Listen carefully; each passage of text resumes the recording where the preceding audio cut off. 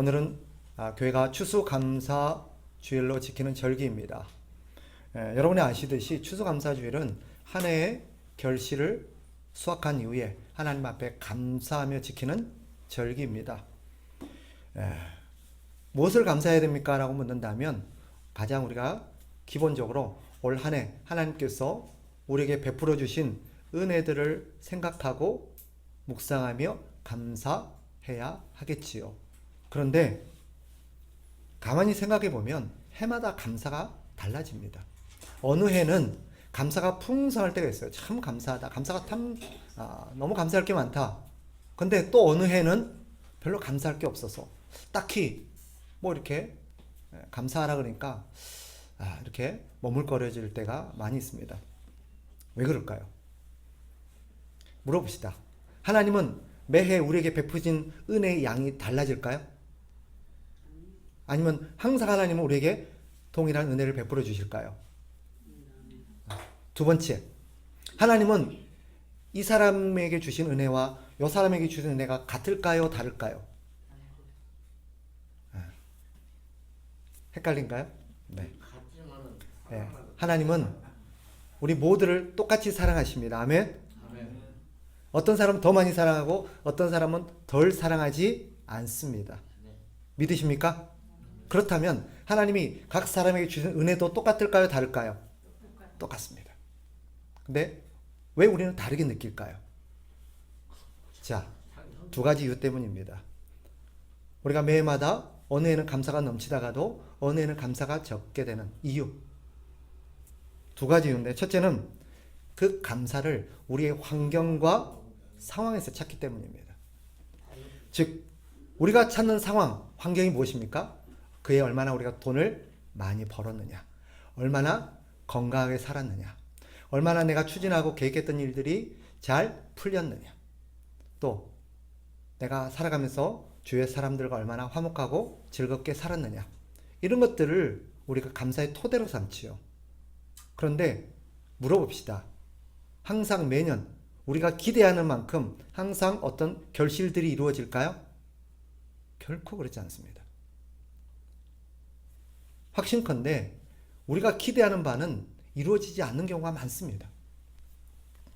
그렇다 보니까 그런 데서 감사의 조건을 찾으니 감사가 안 될 때가 많습니다.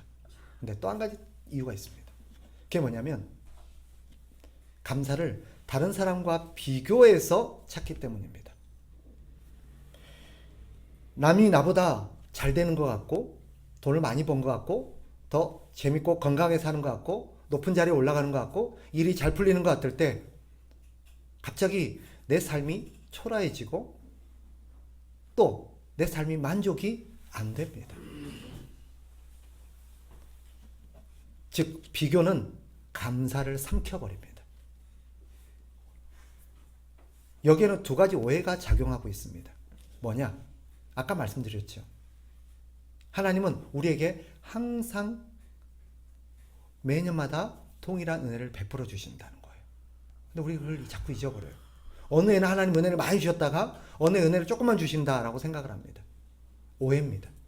두 번째, 하나님이 나에게 주신 은혜와 저 사람에게 주신 은혜가 다르다라고 생각하기 때문입니다. 역시 오해입니다. 하나님은 우리를 똑같이 사랑하시고 똑같이 은혜를 베푸십니다. 그것을 깨닫지를 못하면 항상 우리는 오해 속에서 다른 사람과 우리를 비교합니다. 왜 저 사람한테는 저걸 주고 나한테는 안 주지? 이런 생각을 합니다. 그런데 우리는 기억해 하셔야 돼요. 하나님께서 저 사람에게는 저게 필요해서 저걸 주신 거고 나에게는 이게 더 필요하니까 이걸 주신 겁니다. 만약에 나에게도 이게 필요했다면 이것을 주셨을 겁니다. 그런데 저 사람, 나에게 주어지지 않는 것을 저 사람에게 주어졌다라고 해서 하나님이 저 사람을 더 많이 사랑하고 더 많이 은혜를 베푸셨다라고 생각하는 것은 우리가 좁은 소견으로 편협한 이해로 판단한 결과입니다. 따라서 이런 어떤 환경과 비교적인 감사로 우리가 감사의 조건을 찾는다면 결코 감사할 수 없을 것입니다. 그런데 사실 성경이 우리에게 너희가 하나님 앞에 감사하라고 말한 이유는 다른 데 있습니다. 우리의 환경이나 조건 때문이 아닙니다. 성경이 우리에게 감사라고 한 이유가 뭐냐? 그것은 바로 우리의 구원 때문입니다. 우리가 하나님의 구원을 경험했기 때문에 하나님 앞에 감사라는 것입니다. 참된 감사, 절대적인 감사는 어디에서 나오느냐? 한번 따라합시다. 구원을 아는 데서 나온다. 네. 우리가 하나님 앞에 올려드려야 될 감사의 열매, 진정한 감사, 참된 감사는 어디에서 나오느냐? 환경의 소득에서 오는 게 아닙니다. 구원을 아는 데서 옵니다. 죄로 인해 진멸되었어야 할 우리가 하나님의 은혜로 말미암아 하나님의 진노가 거두어졌다라는 것. 심지어 우리를 위해, 우리 구원을 위해서 당신의 귀한 생명, 아들을 희생시키셨다라는 것. 이런 것을 깨달을 때 소득의 많고 적음이 중요하지 않다는 것을 깨닫게 됩니다. 아프고 안 아프고도 본질이 아니라는 것을 알게 됩니다. 다른 사람보다 더 잘 풀렸느냐 안 풀렸냐도 중요하지 않다는 것을 깨닫게 됩니다. 그래서 무엇보다도 성경은 우리에게 강조하고 또 강조한 게 뭐예요? 구원을 알아야 된다는 것입니다. 하나님께서 우리에게 베풀어 주신 구원의 은혜와 가치와 그 크기를 우리가 깨달을 때 사실 우리를 감사하지 못하게 만들었던 모든 것들이 별로 문제가 되지 않는다는 걸 깨닫게 됩니다. 저 사람이 나보다 잘 나가는 것도, 내 몸이 아프고 내가 궁핍하고 내 뜻대로 일이 풀리지 않고, 사실 이런 것들은 부수적인 거라는 것을 깨닫게 됩니다. 오늘 이사야 선지자가 하나님 앞에 감사라고 말한 이유가 여기에 있습니다. 1절에 보면 뭐라고 말하냐면 우리를 향한 하나님의 진노가 돌이켰다라고 말합니다. 1절 보세요. 그날에 내가 말하기를 여호와여 주께서 전에는 내게 노하셨사오나 이제는 주의 진노가 돌아섰고. 사실 모릅니다. 사람들은 너무 몰라요. 우리를 향한 하나님의 진노가 얼마나 크고 무서웠는지를. 그 진노가 만약에 그대로 우리에게 쏟아졌다면 무슨 일이 일어났는지를 사람들은 깨닫지를 못합니다. 이스라엘 백성들은 우리가 아는 것처럼 하나님의 사랑을 많이 받은 백성입니다. 온 인류 가운데 하나님의 택함과 돌봄과 하나님의 능력과 기적을 맛본 유일한 백성들입니다. 그런 그들이 하나님을 배신하고 우상을 섬기며 온갖 악행을 저질렀습니다. 하나님께서는 그들이 완전히 그들의 죄로 말미암아 진멸당하도록 내버려 두실 수도 있었습니다. 그런데 하나님은 그들을 향해 내밀었던 진노를 다시 거둬들였습니다. 그 진노가 그들에게 쏟아진다면 그들은 가장 비참하고 불행하고 고통스러운 죽음에 떨어지게 될 것이기 때문입니다. 하나님은 그렇게 하지 않기로 결심하셨습니다. 그들을 불쌍히 여기사 다시 하나님을 위해서 회복하고 살아갈 수 있는 기회를 주셨습니다. 우리는 종종 재난 속에서 극적으로 살아난 사람들의 이야기를 듣습니다. 최근에도 여러 가지 재난이 있었죠. 우리 울산에서도 최근에 어떤 사건으로 인해서 여러 명이 목숨을 잃었습니다. 근데 그 가운데서도 살아난 사람들이 있었습니다. 다 죽었는데 자기만 살아났을 때 사실 얼마나 감사합니까? 생각해 보십시오. 그 과정에서 몸이 좀 다쳤다고,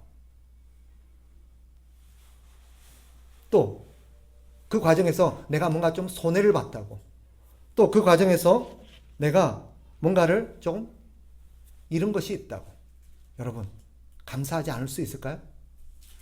사실 내가 좀 다쳐도, 그 과정에서 내가 뭔가를 좀 손해봐도 사실 그게 별로 문제가 되지 않을 겁니다. 왜? 살아났으니까. 살아난 것만으로도 너무 귀하고 감사하니까. 우리가 그렇습니다. 지옥에 떨어져야 할 죄인이었습니다. 심판을 받아 마땅한 죄인이었습니다. 그런데 하나님의 진노의 손길이 걷어지고 우리가 지옥의 형벌을 받아야 될 그 형벌이 면해졌습니다. 만일 그대로 진행되었다면, 하나님의 은혜의 손길을 하나님께 베풀어 주지 않았다라면 우리는 가장 끔찍하고 무서운 고통 속에 떨어졌을 것입니다. 그뿐입니까? 하나님 우리를 구원하셨을 뿐만 아니라 자녀도 삼으셨습니다. 그리고 평생 우리를 하나님께서 돌봐주시는 그런 관계가 맺어졌습니다. 얼마나 감사합니까? 몸이 좀 아프면 어떻습니까? 재산이 좀 줄어들면 어떻습니까? 살았다는 것 자체가 감사한 일 아닙니까? 하나님의 백성, 하나님의 자녀가 되었다는 것만으로도 우리는 감사할 일이 차고 넘칩니다. 그래서 구원을 아는 사람만이 어려움 속에서도 감사할 수 있습니다. 그래서 보면요, 똑같이 신앙생활을 하다 보면 똑같이 어떤 사람은 참 너무 힘들고 고단한 삶인데 그 속에서도 참 항상 고백하는 말이 하나님 내가 참 감사해요. 하나님 너무 감사해라고 말합니다. 근데 어떤 사람은 훨씬 윤택하고 좋은 조건에서 살아가는데도 불구하고 불평이 많습니다. 무슨 차이일까요? 하나님의 은혜를 얼마나 깨달느냐의 차이입니다. 그래서 구원의 은혜를 깨닫고 못 깨닫고는 감사가 얼마나 풍성해지냐를 결정짓는 중요한 요소입니다. 또 한 가지, 성경은 우리에게 뭐라고 말합니까? 2절 같이 한번 읽어볼까요? 2절 다 같이 시작. 보라, 하나님은 나의 구원이시라. 내가 신뢰하고 두려움이 없으리니 주 여호와는 나의 힘이시며 나의 노래시며 나의 구원이심이라. 아멘.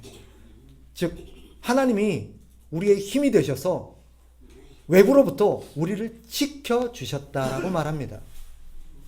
이스라엘은 우리가 아는 것처럼 늘 강대국 사이에 놓여 있었습니다. 그들에게 둘러싸여 있었습니다.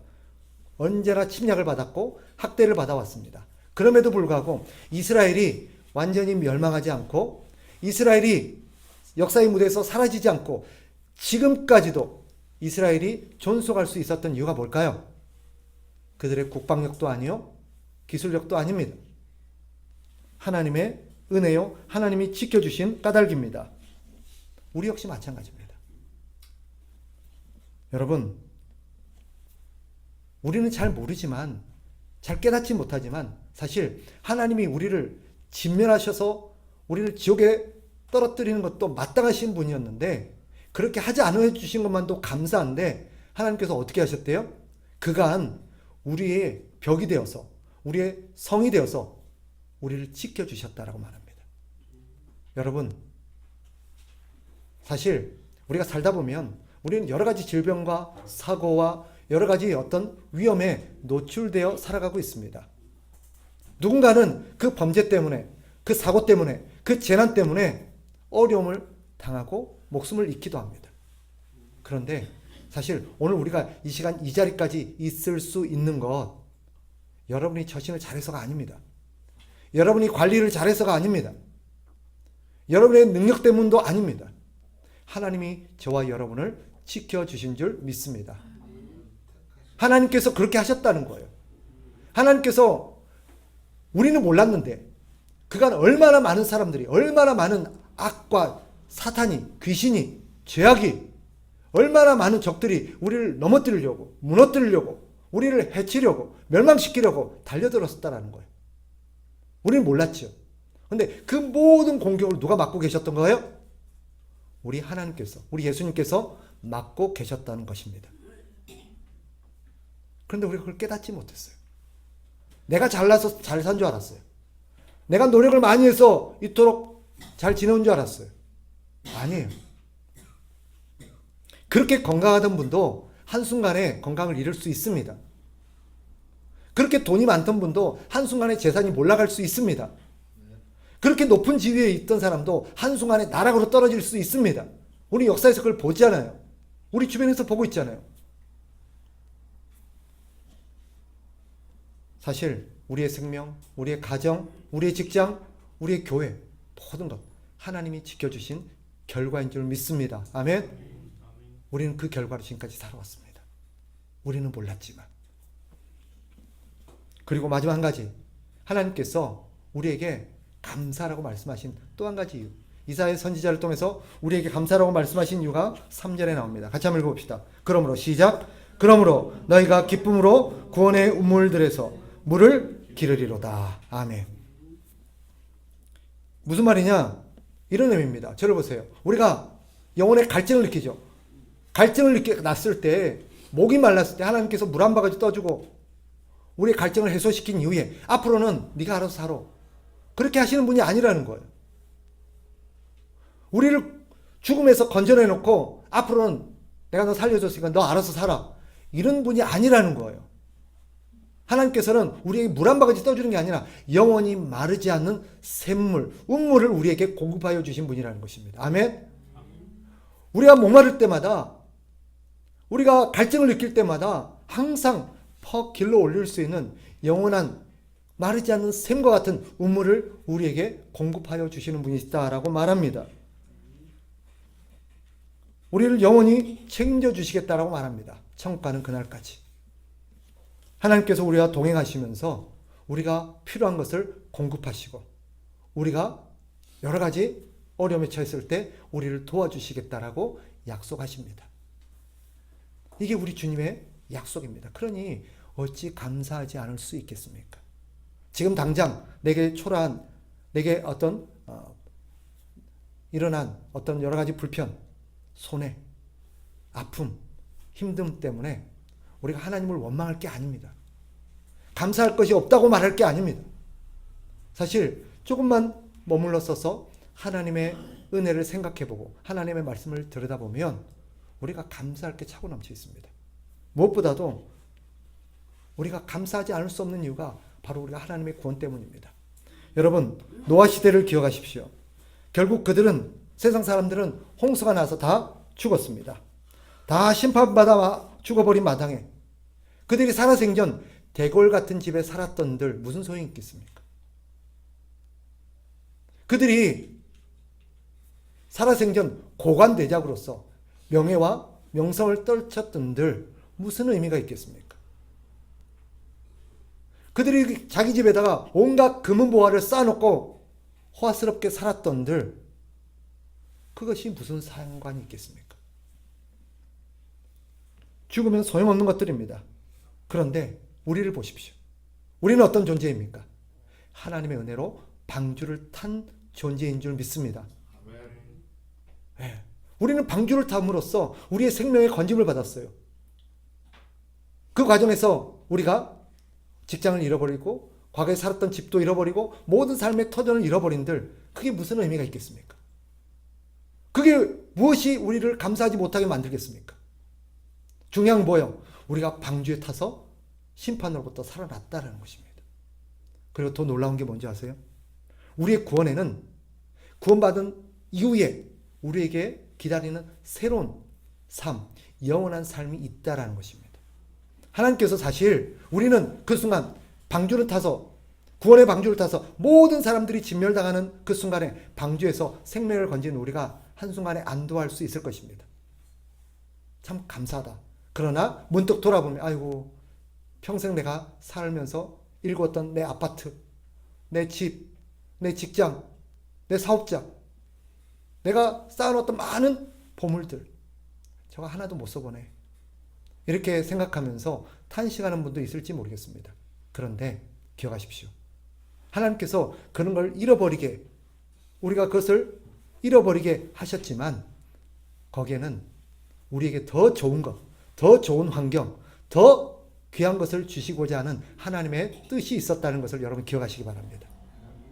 지금은 내 손에서 뭔가를 잃어버리게 하고 내게서 뭔가를 가져가시고 뭔가를 빼앗아 버리게 한 것 같지만 사실 하나님께서 그걸 빼앗아 버리신 이유는 우리에게 더 좋은 것을 갖게 하기 위함인 줄 여러분 믿으시기 바랍니다. 그래서 우리가 감사해야 돼요. 구원은 바로 이런 하나님의 계획을 깨닫고 아는 데서 시작되는 것이고 그럴 때 진정한 감사가 나오는 것입니다. 그런 감사는요, 우리의 환경이 절대 감사를 빼앗지 못합니다. 우리의 건강이 이 감사를 빼앗지 못합니다. 절대적인 감사거든요. 비교할 수 없는 감사거든요. 그래서 이 감사가 그렇게 중요한 것입니다. 우리 주님께서 감사라 라고 말할 때 그 감사는 바로 구원을 아는 감사인 것입니다. 저와 여러분이 이런 하나님의 사랑과 은혜를 받은 사람인 줄 믿습니다. 아멘. 그러니 어떻게 해야 될까요? 어떻게 감사해야 될까요? 성경은 우리에게 말합니다. 4절로 가봅시다. 4절 같이 한번 읽어봅니다. 그날에 시작. 그날에 너희가 또 말하기를 여호와께 감사하라. 그의 이름을 부르며 그의 행하심을 만국 중에 선포하며 그의 이름이 높다 하라. 5절 들고 봅시다.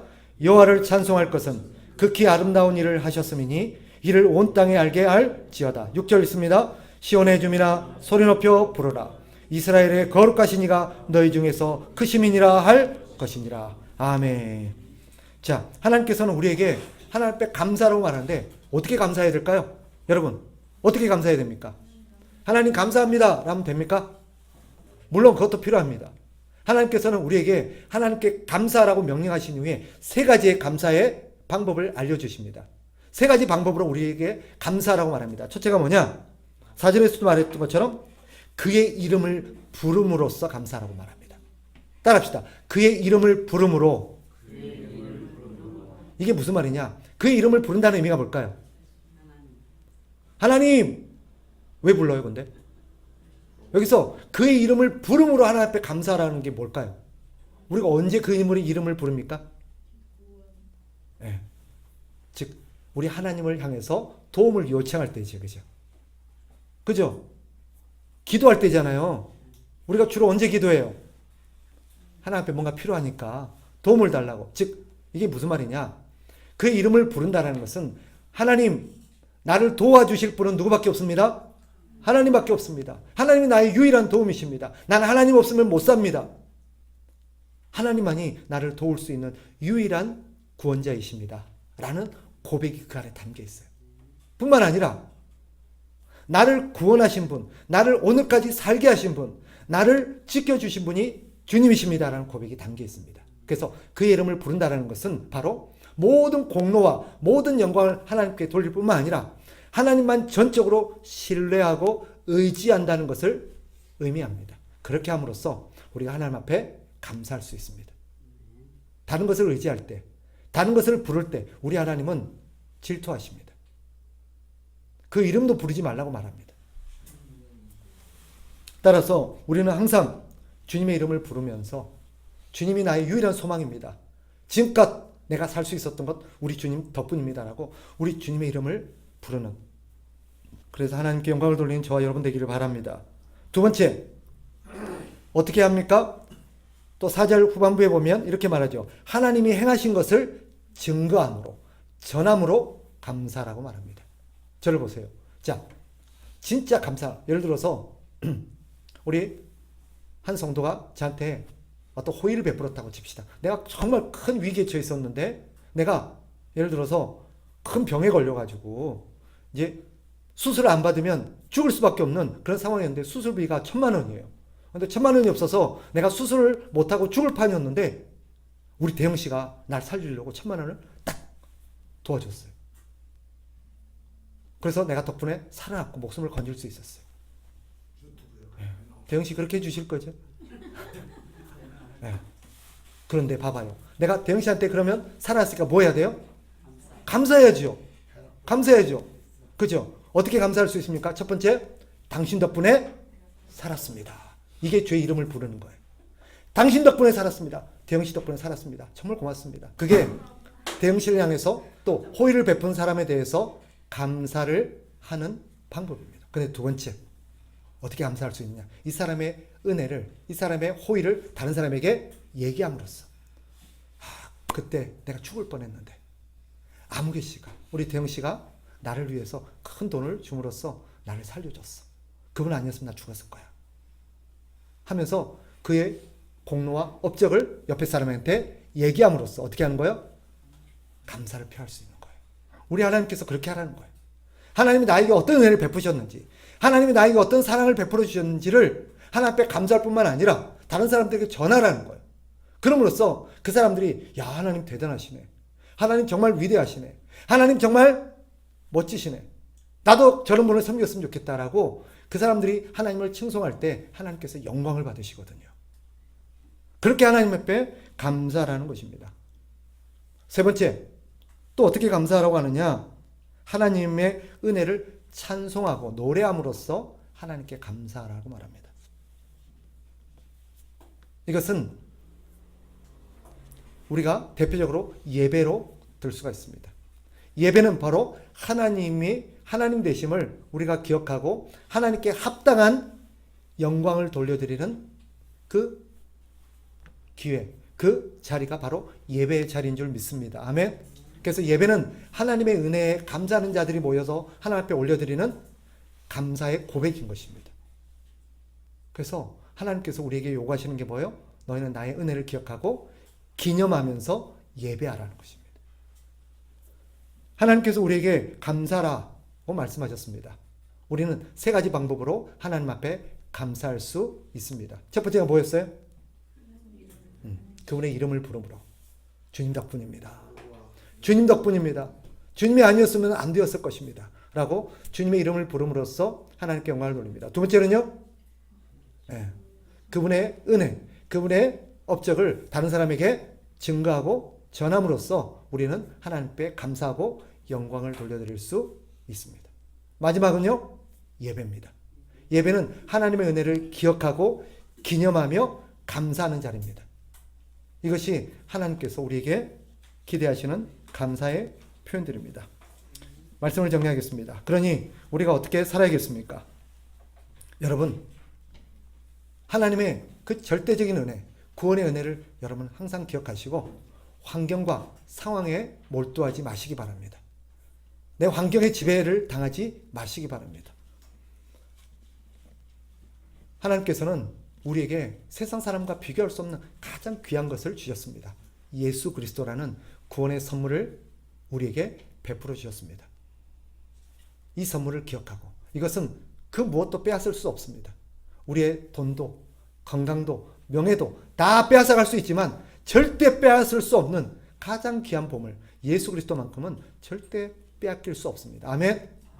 세상 사람들은 언젠가 다 빼앗길 날이 올 겁니다. 그리고 그때 우리는 깨닫게 되겠죠. 아, 저게 영원히 지킬 수 있는 게 아니었구나. 저거는 영원히 지킬 수 있는 게 아니었구나. 우리가 영원히 간직할 수 있는 것은 오직 예수 그리스도 뿐이구나. 그리고 돈과 명예와 인기와 여러 가지 권력들이 우리를 죽음 앞까지는 데려가다 줄지 모르지만 죽음을 건너게 하지는 못합니다. 죽음을 건너서 하나님의 나라에 들어가게 하지는 못합니다. 우리를 하나님의 나라까지 데려가시고 안내하실 분은 예수 그리스도밖에 없는 줄 믿으시기 바랍니다. 그러니 빼앗길 수 없는 것을 소유한 그 기쁨을 여러분 간직하시기 바랍니다. 빼앗길 수 있는 것을 빼앗긴 것 때문에 슬퍼하지 마시기 바랍니다. 여러분, 그래서 성경 우리에게 가르치기 뭐예요? 빼앗길 수 없는 것을 갖기 위해서 빼앗길 수 있는 것을 버리는 것은 지혜라고 말합니다.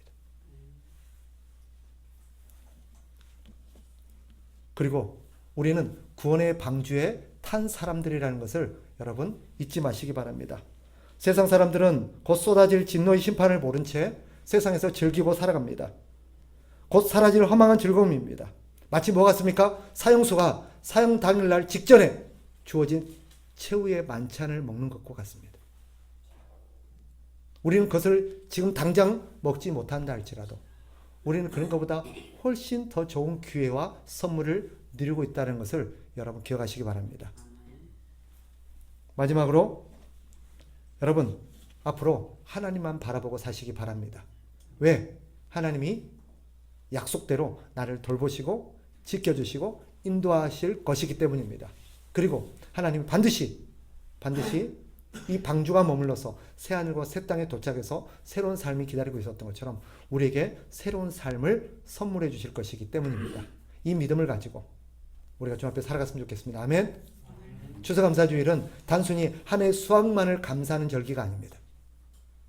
비교할 수 없는 하나님의 구원의 은혜를 감사하는 절기임을 여러분이 기억하시고 다시금 하나님이 나에게 베풀어 주신 그 은혜들을 묵상하고 감사하는 저와 여러분 되기를 축복합니다. 아멘.